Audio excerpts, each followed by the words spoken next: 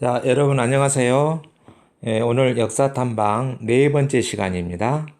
자, 네 번째 시간이면서 도르명 속에는 두 번째. 우리 지난주 첫 번째 시간에는 필문대로에서 이선제에 대해서 우리가 이야기 공부를 했고요. 오늘은 눌제로, 그래서 눌제, 박상. 자, 조선 중기의 학자인 우리 박상에 대해서 공부하도록 하겠습니다. 자, 이 화면을 잘 보면서 함께 설명을 하도록 하겠습니다. 오늘은 이야기 중심으로 많이 설명을 할 거니까 잘 들어보시면 되겠습니다. 자, 광주 문화 역사 이야기 도르명 속의 오늘 두 번째, 눌제로를 아시나요? 눌제. 역시 여러분들 눌제로에 대해서 처음 들어본 사람이 아마 거의 99%일 겁니다. 자, 저와 함께 오늘도 도르명 이야기를 하겠습니다. 자, 눌제로는 바로 박상의 호가 바로 눌제입니다. 그래서 그 박상을 기리기 위해서 호를 따서 눌제로라고 했고요. 도루 구간은 어디냐?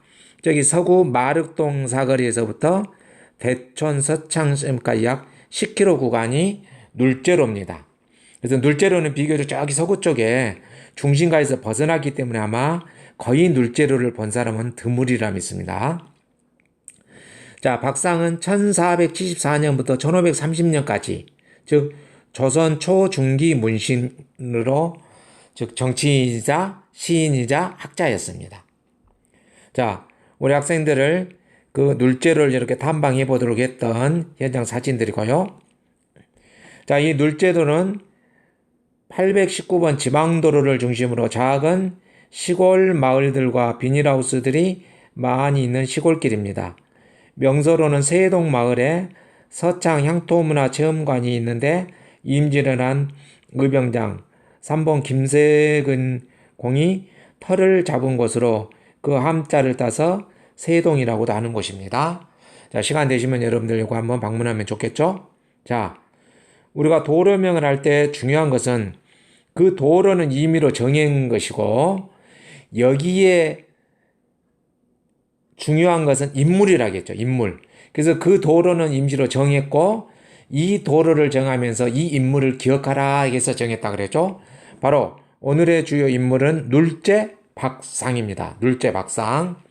우선 간단히 우리가 한번 이야기를 나눠보고 선생님이 눌제 박상이 어떤 분인가를 두 가지 사건을 통해서 그분의 이야기를 전달하도록 하겠습니다. 자, 눌제 박상은 1414년부터 1530년까지 살았던 분이고 조선 초중기 문신이자 시인입니다. 본관은 충주, 자는 창세, 자, 호는 바로 눌제, 그래서 눌제 박상, 그래서 도로명을 호를 따서 눌제로 그렇습니다. 자, 1501년 연산군 7년에 식년문과에 을과로 합격하고 계속 교서관 박사, 시강원 사서, 병조 자랑 등을 역임하면서 14년 뒤 1515년에는 담양부사로 있을 때 담양부사 여기 나오는 뭐 부사, 목사 막 이런 거 나오면은 오늘날로 말하면 쉽게 자, 뭐 군수 또 시 그러면은 목사 그러면은 시장 이렇게 생각하면 되겠습니다. 자, 담양부사로 있을 때 무슨 일이 일어나냐? 중종반정으로 폐위된 단경왕후 신씨의 복위를 상소를 하게 됩니다. 단경왕후 신씨 복위를 상소하다가 자, 중종의 노여움을 사서 관직이 삭탈되고 중종이 의금부에 국문할 것을 명하였으나 나중에 정광필, 김근자 등이 죄를 주어서는 안 된다라고 간하여서 이제 우리 전라도 남평이 있죠. 남평 오림역에 유배가 됩니다. 그 후에도 안당, 장순손 등이 박상의 죄를 용서하기를 청하여서 1년 뒤 1516년에 다시 서용이 되고 1517년에 다시 순천 부사로 다시 원래는 순천시장으로 다시 어떻게 되죠? 복직을 하게 되죠. 그러면서 청백리의 뭉장가로서 서거정 이후 4대가로 알려졌고 그를 기리기 위한 사당이 바로 광산구 소천동에 있는데 송호 영당입니다. 바로 이 송호 영당에는 눌제 박상과 영의정을 지낸 그의 조카 사암 박순도 함께 배양하고 있습니다. 자, 그 있는 곳을 봐보면은, 자, 여기가 송호 영당 밖에 담벼락에서 봐본 거죠. 송호 영당은 조선 중기의 문신이 누구? 눌제 박상과 영의정을 지낸 조카 박순을 추모하는 사당이라 그랬죠. 그 다음에 여기에 봐보면은, 자, 눌제 박상을 추모하는 비석이 있습니다. 자, 눌제 박상은 연산군의 폭정 때 나주의 천민 출신인 우부리가 딸이 연산군의 애첩으로 발탁되자 그 빽을 믿고 마음대로 남을 해치고 죄를 범하자 우부리를 척살시킨, 자, 우부리 척살 사건이라고도 하고 장살 사건이라고도 합니다. 같은 말입니다. 이 말은 뭔 말이냐면 한마디로 죄를 묻되 곤장, 옛날에는 형틀에 묻고 곤장을 때리죠. 이 곤장으로 20대를 맞았는데 이 우부리가 죽어불게 됩니다. 자, 이 정입하다. 이거에 대해서 자세히 더 설명을 하겠습니다.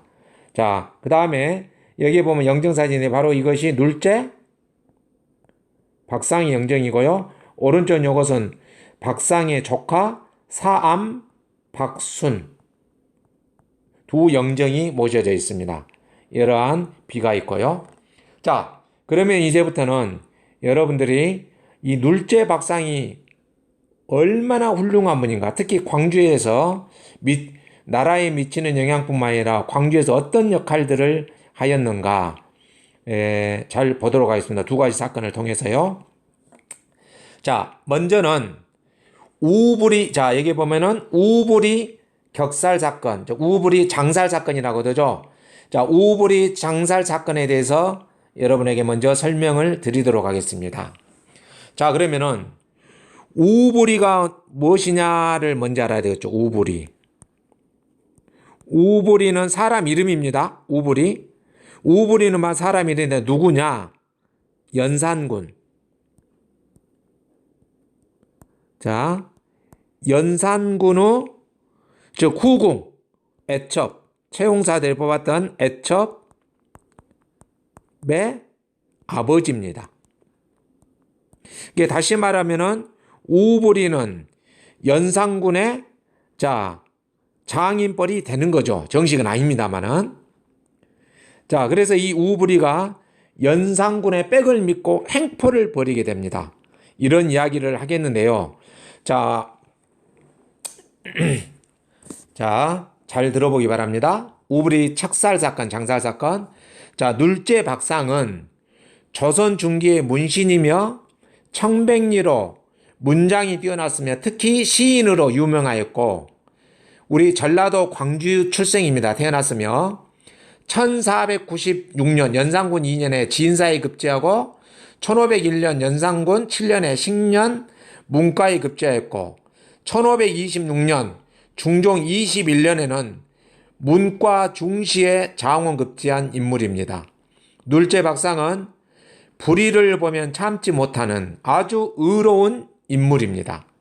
그가 의로운 인물이었음을 보여주는 단적인 예가 바로 우부리 장살 사건 또는 우부리 청살 사건이라고 하는데요. 척살 사건. 자, 우리 조선 왕조에서 보면 희대의 폭군 폐륜으로 낙인 찍힌 왕이 하나 있죠. 자, 조선 몇 대 왕? 10대 왕인 바로 누구죠? 연산군. 자, 연산군이 전국 각지에 채용사를 내려보내 미녀를 뽑아 궁 안에 일을 돕도록 하던 중 나주에 사는 우부리라는 자의 딸이 뽑혔습니다. 우부리의 딸은 대단한 미인이어서 연산군의 눈에 금방 들어 총애를 받는 후궁이 됐는데 이때부터 바로 비극이 시작되는 거죠. 자, 나주의 천민 출신인 우부리는 연산군의 후궁인 딸의 권세를 믿고 과한 횡포를 부립니다. 우부리는 마치 연산군의 장인이라도 된 것처럼 기세가 등등했습니다. 우부리는 나주 목사를 함부로 대하고, 여기 목사는 지금의 교회 목사가 아니라요. 자, 여기도 나주 목사 그러면 나주 시장이다 생각하면 되겠습니다. 또 군이다 그러면 군수 이렇게요. 자, 나주 목사를 함부로 대하고 이웃 사람들의 토지를 강탈하면서 세도를 부려 남의 처자를 빼앗아 첩으로 삼는 등 온갖 폐륜을 저질러 큰 원성을 삽니다. 이처럼 우불이의 행패가 극심했지만 당시 나주 목사들은 그 어떤 손도 쓰지 못했습니다. 왜? 나주 목사가 우불이의 행패를 막으려 들면 바로 서울 공성의 딸, 즉 연산군의 애첩으로 있다의 조국으로, 자, 서울 공성의 딸에게 일러서 목사의 목을 잘랐기 때문입니다. 바로 거기에는 폭군인 연산군이 있었기 때문이죠. 이로 인해 나주 고을의 민심은 날로 흉흉해졌습니다. 이렇듯 목사로 부임한 직책은 고사하고 목숨까지 들어주다 그 누구도 나주 목사로 가려하지 않았습니다.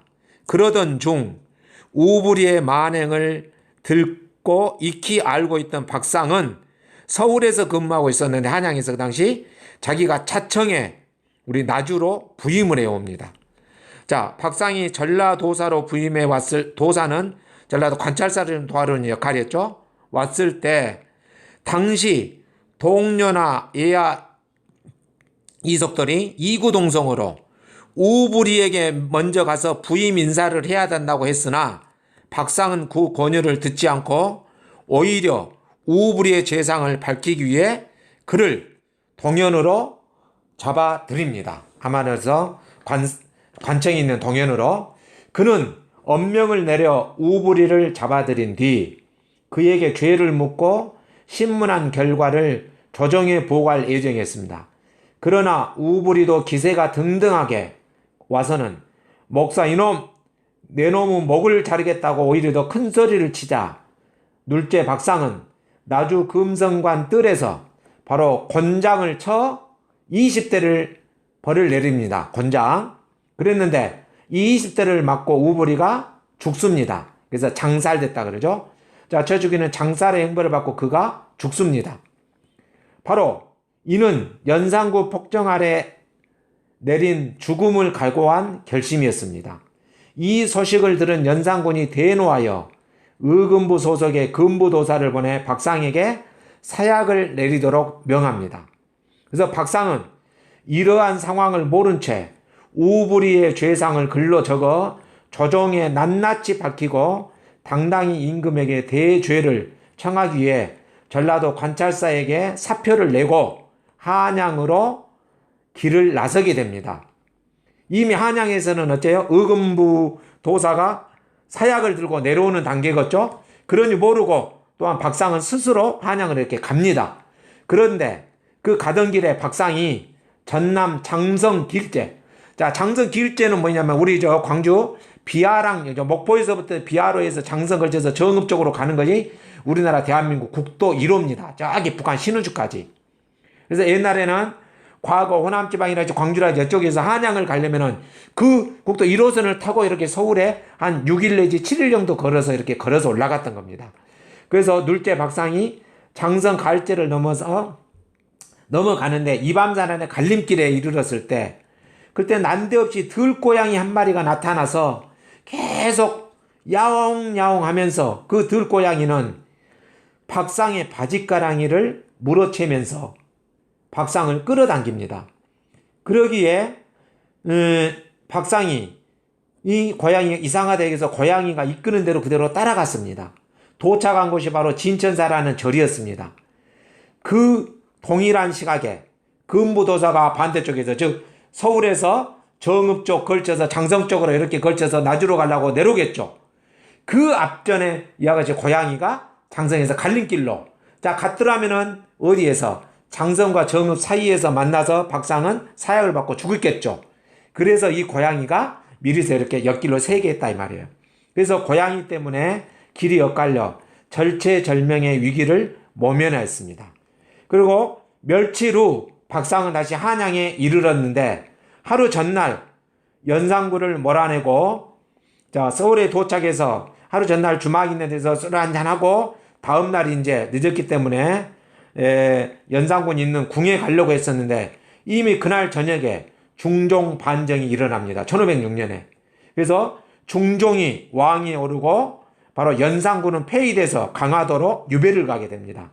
그래서 우부리 장살 사건은 중종 반정 성공으로 불문에 그쳐지는 이런 행운을 얻게 됩니다.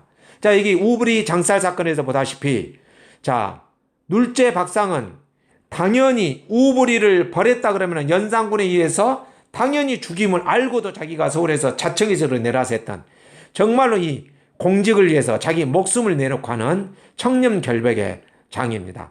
그래서 대한민국의 공무원들이 청년교육을 받을 때 이 눌제 박상의 사상에 대해서 필수 코스로 연수를 받고 있습니다. 공무원 신임을 받게 되면요. 이와 같은 분이었고요. 그 다음에 한 가지 더 이제 눌제 박상은 또 어떤 분이냐 그러면은 자, 첫 번째 우부리 장살 사건에 대해서 제가 이야기를 했고요. 두 번째는 자, 단경왕후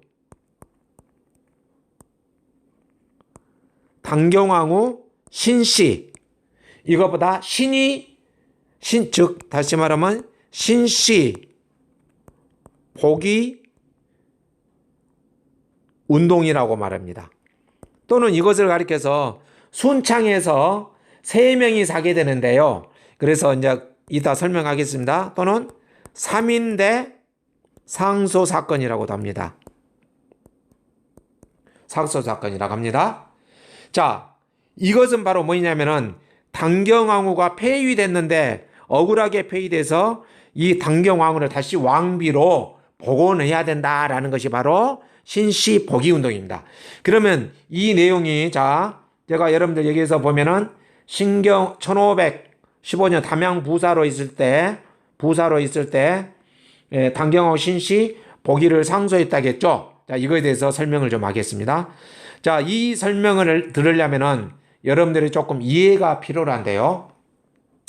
자, 조선의 9대 왕부터 제가 좀 설명하자. 조선의 9대 왕이 바로 누구냐? 상당히 여기도 세종대왕 다음으로 어진 임금에 속하죠. 성종 임금입니다. 성종. 그런데 자, 이 성종 임금에게는 자, 부인이 3명이 있었습니다. 자, 첫째 부인은 공해왕후라고 공해왕후인데 자, 공해왕후가 5년 동안 결혼을 살지만은 자식도 아들도 낳지 못하고 그냥 죽습니다. 자, 그러자 둘째로 얻은 사람이 바로 누구냐? 폐비윤 씨가 됩니다. 폐비윤 씨. 여러분들 잘 봤거든요. 폐비윤 씨는 훗날에 연산군을 어머니가 되죠. 생모죠. 연산군을 낳은 폐비윤 씨. 자, 폐비윤 씨는 둘째 왕비로 있다가 누구요? 성종의 임금의 얼굴을 손톱으로 긁어버리는 등 포악하다 보니까 폐위를 시켰죠. 셋째. 폐위시키고 나서 셋째 왕후가 누구냐? 정현왕후입니다. 정현왕후는 바로 누구를 낳냐? 훗날에 바로 연산군의 뒤를 이은 조선의 몇 대. 자, 연산군은 몇 대가 되죠? 연산군은 10대가 되고요. 중종이 11대가 되죠, 조선. 자, 중종을 낳았는데 정현왕후가 낳았을 때 중종은 진성대군이었습니다. 진성대군. 왜 진성대군이죠? 자, 연산군이 왕이 되니까 진성대군은 그 배다른 동생이잖아요. 그래서 진성대군입니다. 근데 왜 중종이 되냐? 연산군이 자, 폐위돼서 중종 반정으로 중종이 왕이 오르니까 이제 나중에 중종이 되는 거죠. 자, 그러면 여기에서 이제 또 중종에 대해서 조금 공부를 하겠습니다. 중종. 자, 중종은 조선 11대 왕이 바로 중종이 되죠. 진성대군이었었는데, 즉 연산군의 배다른 동생으로 있다가 연산군이 자, 폐위되고 강화도로 유배가자 중종이 왕이 된 거죠. 반신 공신들에 의해서 된 겁니다. 자기 능력으로 된 것은 아니었죠. 자, 근데 이 중종에게도 부인이 6명 있지만은 중요한 분 3분을 보겠습니다. 자, 먼저 단경왕후가 있어요. 단경왕후 신씨. 자, 단경왕후 신씨는 자, 연산군 때 좌의정을 했던 신수군의 딸입니다. 신수군의 딸. 신수군의 딸이고요. 그 다음에 당경왕후 신씨가 있고 그 다음에 바로 뭐냐 장경왕후 윤씨가 있어요. 장경왕후 윤씨는 나중에 자 12대 왕이 되는 인종의 어머니가 되죠. 근데 인종을 낳고 7일 만에 죽어버리죠. 그자 다시 또 세 번째로 왕비를 맞이하는데 그가 그 유명한 악나라 문정왕후입니다. 문정왕후 또 윤씨죠. 문정왕후 윤씨는 누구의 어머니가 있는 나중에 13대 명종 임금의 어머니가 되죠. 나중에 그래서 이 장경하고 윤씨와 문정하고 윤씨 간에 일어나는 사건이 집안생활 을사사화가 여기서 일어나는 거죠. 대윤, 소윤 해가지고요. 자, 그러면 여기서 이제 중요한 것은 중종의 첫째 왕비였던 신수군에 대해서 이야기를 하겠습니다. 자, 신수군은 자, 이쪽으로 좀 넘어가서 하겠습니다. 자, 신수군은 바로 누구냐? 신수군은 그 포화관 연산군의 바로 처남이 됩니다. 처남이니까 지금 뭔 말이에요? 신수군의 누나가 바로 연산군의 아내, 왕비다 이 말이에요. 자, 연산군이 이렇게 포갑정치를 하자. 자, 누가? 저기 중종의 많은 대신들이 박원종, 성희안, 유순정이라는 사람들이 이대로 연산군을 둬서는 안 된다 해서 반정을 모의합니다. 반정을 모의하는데 신수군에게 자, 연산군을 몰아내자고 했는데 신수군이 반대를 합니다. 협조를 안 합니다. 왜? 신수군은 바로 연산군이 자기의 뭐예요? 매형이 되잖아요. 처남이고 자기 누나 신랑이란 말이에요. 반정에 참가하지 않습니다. 그러자 바로 박원종, 성희안, 유순정 이 세 명이 주도가 되면서 전날 1506년 저녁에 바로 반정을 꾀해서 중종을 왕으로 추대합니다. 추대하고 바로 연산군을 폐위시키고 어디로 강화도로 유배를 보내봅니다. 자, 이렇게 성공을 하자 바로 이 반정 세력은 신수군을 어째요? 바로 저녁에 죽여버립니다. 비협조였기 때문에. 자, 그러면 보세요. 자, 중종이 왕이 되기 전에가 바로 뭐라 했어요? 진성대군이라고 했잖아요. 이때 바로 진성대군의 아내가 부인이 바로 뭐냐면은 신수군의 딸이었단 말이에요. 신수군의 딸. 그랬는데 중종 반정으로 진성군이 왕위에 오르게 됐죠. 그러니까 신수군의 아내 부인이 바로 그냥 신씨였는데 중종이 남편이 왕이 되니까 뭐가 돼요? 이제 왕후가 되죠. 그래서 단경 왕후가 되는데 자, 중종 반정에 을 했던 박원종, 성희안, 유순정 같은 경우가 자, 신수군의 딸 당경왕후를 살려둘 리가 없죠. 왜? 이대로 놔뒀다 그러면 자기 아버지를 죽인 죄를 물어서 훗날에 들어서 당경왕후를 왕비에서 폐위를 시켜봅니다. 그래서 당경왕후는 결혼해서 한 5, 6년간을 그냥 중종이 되기 전에 진성대군을 사랑하면서 너무 잘 살았는데 왕이 되자 중종 반정 공신들에 의해서 강제로 왕에서 폐위됩니다. 7일 만에. 그래서 조선의 왕비 중에서 여인 중에서 가장 억울하고 비참한 왕후가 당경왕후입니다. 아무 죄도 없이 7일 만에 이렇게 자기 아버지가 연산군에 모였다는 이유로 즉 반정에 협조 안 했다는 이유만으로 반정 공신들에 의해서 폐위된 겁니다. 바로 그래서 이분을 누가요? 눌제 박상이 훗날에 자 1506년에 폐위됐다가 1515년에 그러니까 지금 몇 년 만이죠? 9년 만에 당경왕후를 복위를 시키려고 했던 것입니다.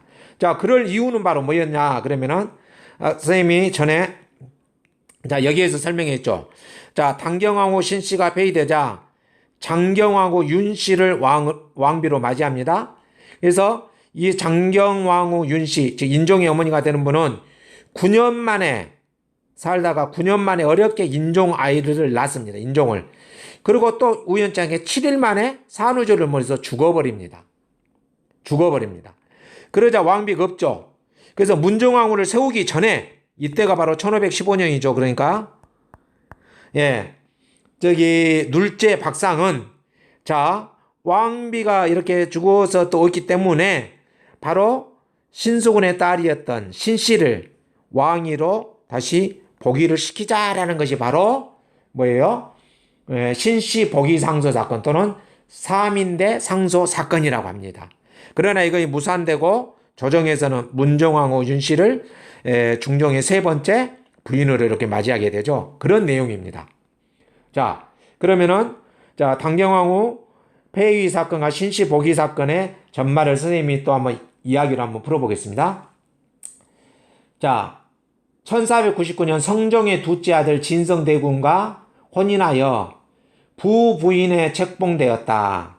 당경왕후 신씨가요. 본가는 거창, 그 다음에 익천 부원군, 즉 좌의정을 역임하고 있던 신수군의 딸이다.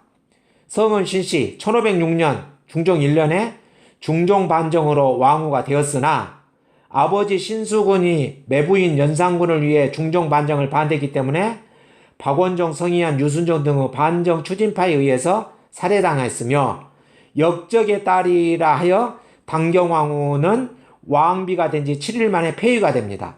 그러나 당경왕후 신씨와 중종은 서로 사랑하는 좋은 관계에 있으나 반정 공신들에게는 당경왕후 신씨가 훗날에 두려움의 대상이 되었기에 중종의 반대에도 불구하고 억울하게 폐위된 사건입니다. 바로 그 다음에 두 번째로 맞이한 중종의 왕후인 장경왕후 윤씨가 결혼 후 9년 만인 1515년에 중종 10년에 인종을 낳고 훗날 12대 인종을 낳고 산후조리를 잘못해 7일 만에 죽게 됩니다. 그러자 눌제 박상, 즉 담양부사로 있던 눌제 박상과 순창 군수로 있던 김정, 그 다음에 무안현감으로 있던 유옥, 이 세 명 등이 함께 신씨의 복위를 주장하는 상소를 올립니다. 다시 저기 중종의 왕비가 되도록요. 그러나 이행, 권민수 등의 반대로 뜻을 이루지 못합니다. 그래야 세 명이 각자의 관인을 나뭇가지에 걸어 맹세하고 상소를 올리기로 결의하였습니다. 이때 이들이 소나무 관위에 관인을 걸어놓고 맹세한 곳이라 하여 삼인대라고 불렀으며 따라서 이 사건을 삼인대 상소 사건이라고도 말합니다. 이것은 바로 순창 지역에 있습니다.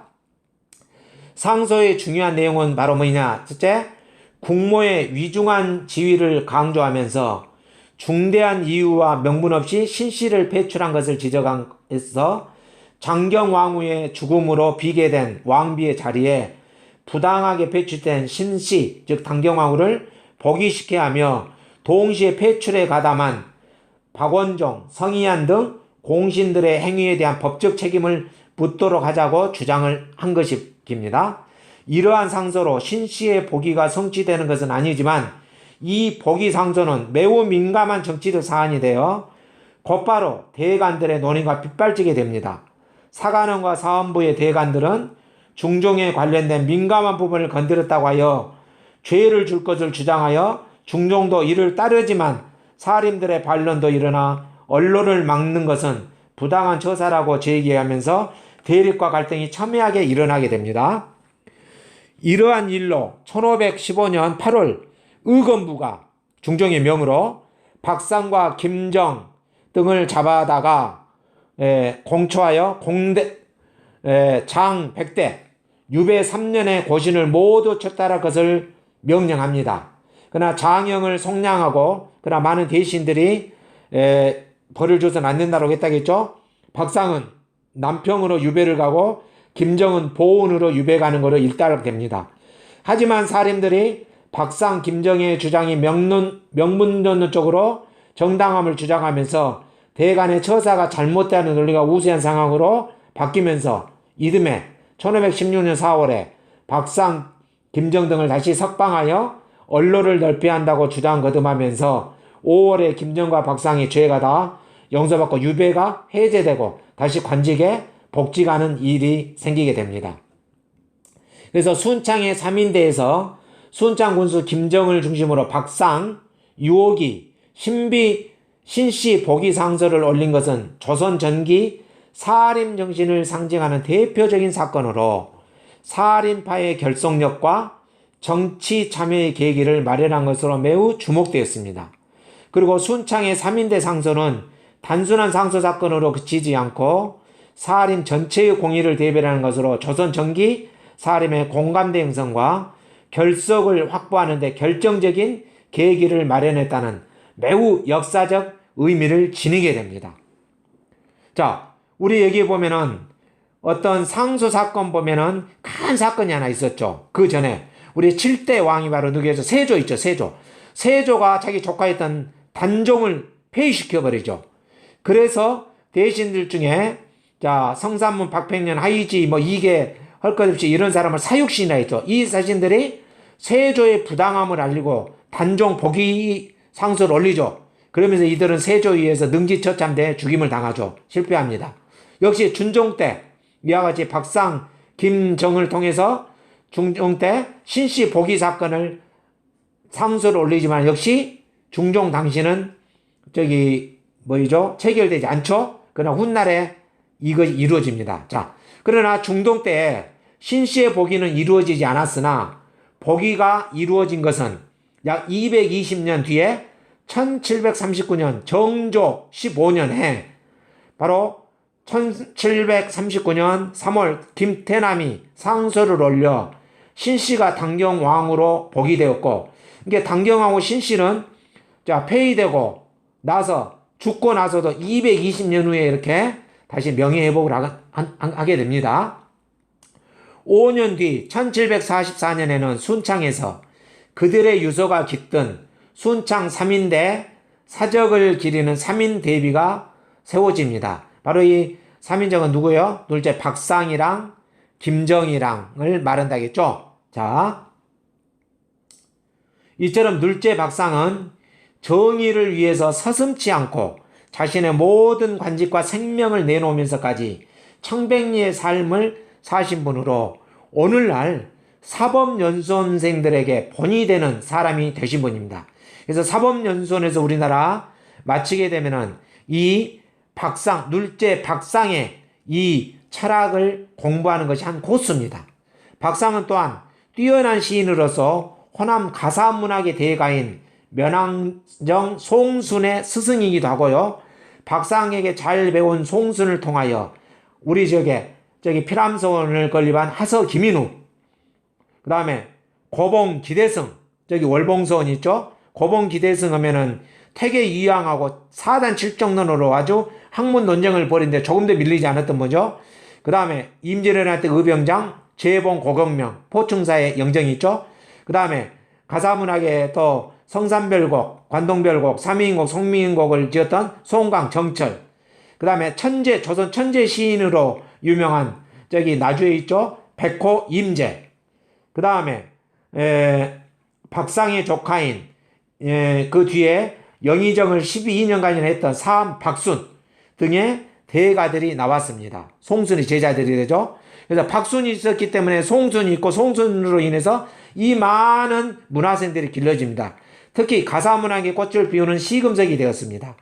자, 조선 가사문학의 계보는 여러분들 조선 초기에 정극인의 상춘곡, 그것에서 더 발달해서 중기에 송순의 면왕정가, 그 다음에 중기 좀 넘어가면서 송강 정철의 성산별곡으로 이어지면서 조선 가사문학의 꽃을 피우게 됩니다. 이처럼 둘째 박상은 정의파 청년결백의 정치가이자 학자이자 호남 가사문학의 커다란 기억을 한 우리 지역 출신의 자랑스러운 인물입니다. 혹시라도 여러분들 눌제를 지나가게 되면은 박상의 삶을 되새기며 정말로 자랑스러운 광주 시민으로 살아가기 바랍니다. 이와 같이 눌제 박상은 우부리 장살 사건과 또 당경왕후 신씨 복위운동 사건을 보다시피 자기의 모든 관직과 모든 생명을 내놓고 뻔히 이렇게 되면은 자기가 죽임을 당할 줄 알고도 자기의 바른 말을 했던 아마 조선시대 또는 아마 고조선부터 지금 현대에 이르기까지 박상처럼 이렇게 정말로 훌륭함이 있을까 할 정도로 훌륭한 분입니다. 그래서 여러분들 이 눌제 박상에 대해서 여러분들 잘 기억하시고 눌제 이분이 바로 우리 광주 지역의 출신의 인물이라는 것을 얼마나 자랑스럽습니까? 그래서 항상 여러분들 자랑스럽게 이렇게 살아갈 수 있기를 간절히 소망해 봅니다. 자, 간단히 우리 가사문학 한번 했는데요. 자, 가사문학 하면은 자, 본지가 여러분들 어디요? 저기 광주 댐 있는 데면 소세원도 있고 시경정도 있고 막 그렇죠? 여기에 있습니다. 가사문학. 보면은 시경정에서 바로 송강정철이 성산별곡을 지었었죠. 자, 우리 조선의 가사문학을 입으면 초기 정극인의 뭐예요? 정극인의 상춘곡. 자, 이 영향을 받아서 이은 것이 바로 누구다고? 담양, 봉산에 가면은 면항정, 송순 선생님입니다. 송순의 뭐예요? 면항정가. 그 다음에 발전한 것이 바로 뭐예요? 정철의 정철의 성산별곡. 이어지면서 조선 아주 가사문학의 꽃을 피우게 됩니다. 바로 이러한 역할을 하게 되는데 우리 호남 지역의 대가가 맨 처음에 누구였다고? 눌제? 박상으로부터 배운 사람이 누구다고요? 시랑을? 면항 송순. 바로 송순에게 배운 자들이 많은 사람들이 있죠. 자, 하서, 김인우, 고봉, 기대성, 재봉, 고경명, 그 다음에 천재심, 백호, 임재, 그 다음에 송강, 정철, 이런 분들이 나타나게 됩니다. 그래서 이 박상은 정말 이렇게 훌륭한 학자이고 정치가이면서 또한 이 학문에 능했던 분입니다. 그래서 여러분들 이 눌제로를 생각하면서 이런 우리 눌제 박상 선생님이 얼마나 훌륭한가를 잘 알면서 여러분들 자부심을 가지고 여러분들도 앞으로 살아갈 때 이 나라와 이 민족 후대를 위해서 눌제 박상처럼 살아가는 멋진 살레시안들이 되기를 소망하면서 자, 오늘 강의를 마치고요. 다음 시간에는 자, 도로명 세 번째로 하서로의 주인공 김인우에 대해서 공부하도록 하겠습니다. 수고하셨습니다. 안녕히 계세요.